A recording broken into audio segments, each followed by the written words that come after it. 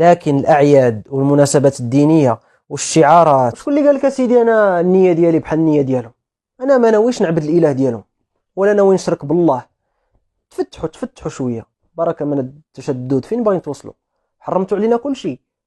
أنا سيدي باغي غير ناخد حليوة ونفرح مع والديا ومرتي ونفرح وليداتي في هذه المناسبة. بهذه المناسبة، مناسبة البوناني، في هذه الأيام بالضبط، ماشي قبل وماشي من بعد، لأنها ماشي أيام عادية بحال سائر الأيام. وهذا اللي كيفسر الارتفاع الهائل على الطلبات ديال الحلوى في المخبزات والفيديوهات في وسائل التواصل على كيفاش تصوب وتزوق حلوى راس العام.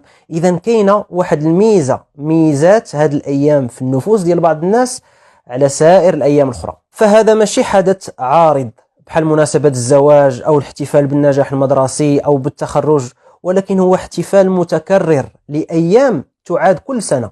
وهذا هو المفهوم ديال العيد، أنه أيام كتولي شعار ديال الفرح والسرور وصناعة الطعام وتبادل الهدايا، وكتعود كل سنة تعظيما لها. والعيد راه عنده تعلق بالشرائع وبالشعائر ديال الدين، والإسلام فيه 2 أعياد سنوية فقط، عيد الفطر وعيد الأضحى. فكونك تشري حلوى باش تفرح مع أولادك أو صحابك في هذه المناسبة وتبادل الهدايا في هذه المناسبة، هذا راه نوع احتفال، وهي من العادات ديال الأعياد، وهي مشاركة لهم في الفرح ديالهم بميلاد المعبود ديالهم. وخا ما تنويش هاد النية ديالهم، وخا ما تقصدش أنك تشاركهم، لأن الظاهر ديال الأفعال راه كيأثر في الباطن، وكذلك العكس. داكشي علاش النبي صلى الله عليه وسلم قال من تشبه بقوم فهو منهم. فحرم علينا أننا نتشبه بهم ظاهرا في الخصائص ديالهم، كما حرم علينا أننا نتشبه بهم في الباطن.